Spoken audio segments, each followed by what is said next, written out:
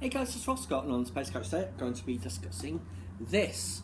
Now, I haven't read all of them yet. I mean, it's like you dip in and you dip out. Some of them, the ones I've read, I've thoroughly enjoyed. So I will just discuss some of them with you. The first one is Captain Ramus Antilles of the Tantive 4, and that picks up from the scene towards the end of Rogue One where he says that what is it that they brought us, and Leia says hope. Now the ship is crippled.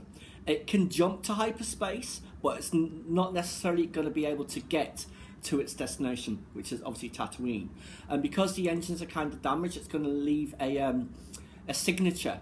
Normally hyperspace, when you jump you can't be tracked, but because of this problem with its engines, it can be tracked. And of course, it is tracked. An alert goes out for every single CR-90 Corvette in the galaxy to be stopped and searched in case it is the one with the plans on board. It is absolutely fantastic. He's trying to get Leia to get into one of the escape pods so she'll be safe, and she refuses, of course. And he sees her with R2. He doesn't really think much of it, of course. And that ends essentially where Vader chokes him, but he doesn't give up any of the information, of course, as we know. And even though he dies, and this is a case for a lot of the stories, the overwhelming theme is hope. It was really well done. I thoroughly enjoyed it. Also, the one about R5-D4, you know, everyone's favourite red astromech. He's not force sensitive this time, fortunately. He is in the Sandcrawler. His memory was wiped like 4 years ago, but he just has this like slight spark that he had something to do with the rebellion, he thinks.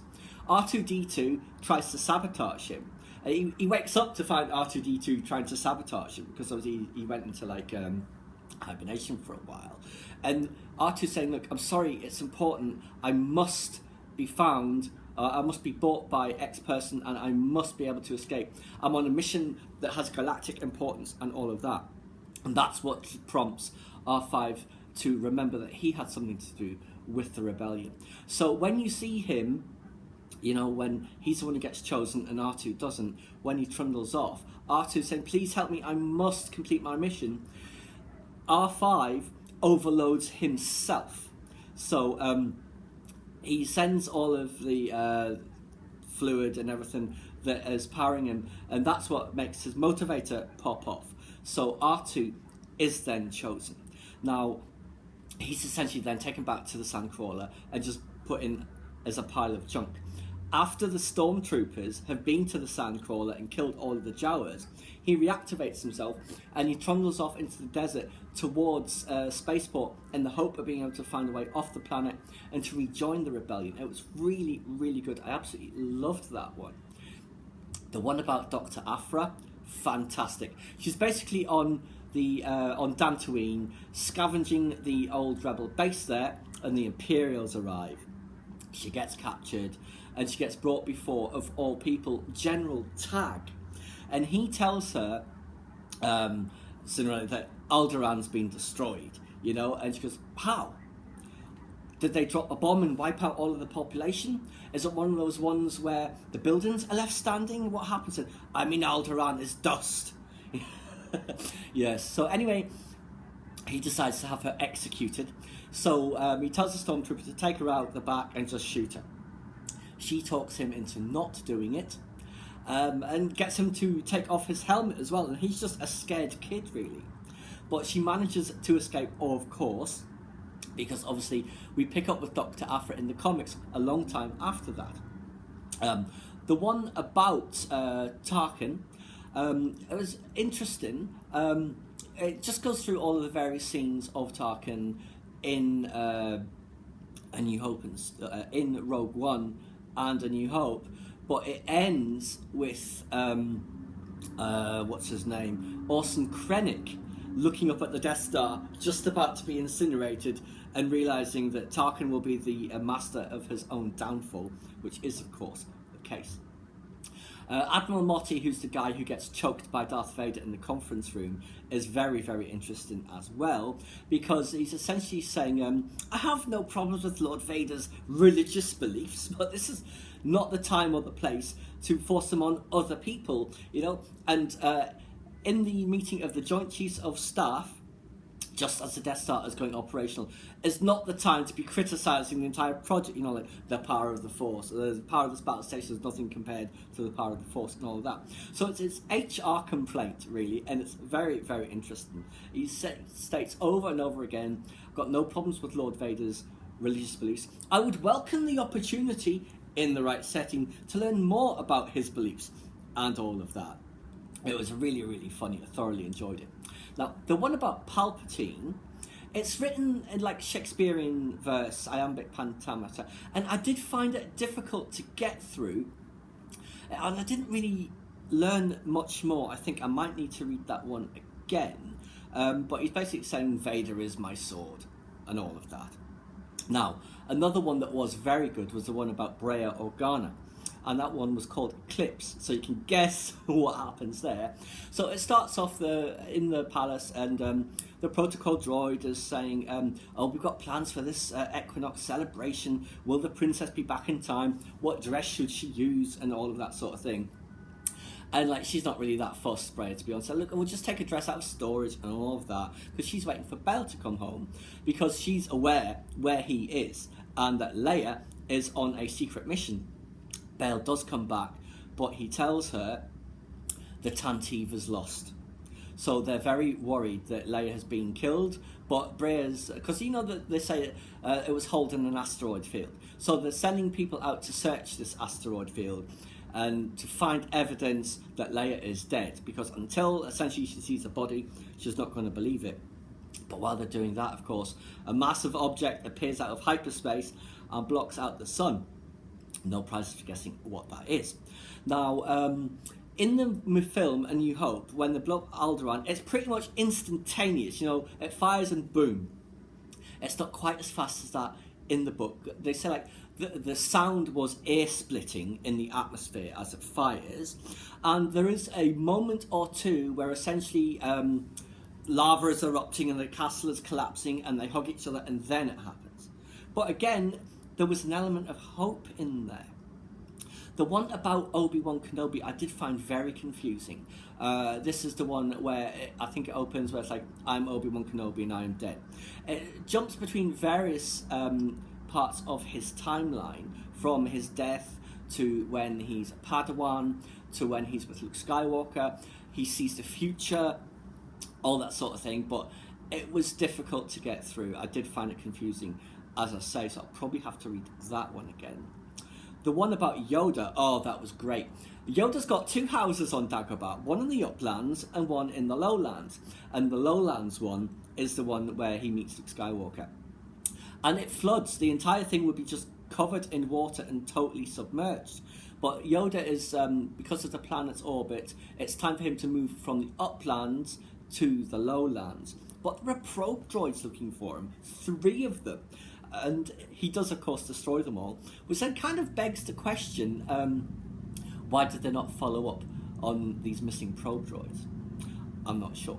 But he has this pot that Obi-Wan Kenobi gave him, and he has to use that to help destroy one of the probe droids. There's only the handle left.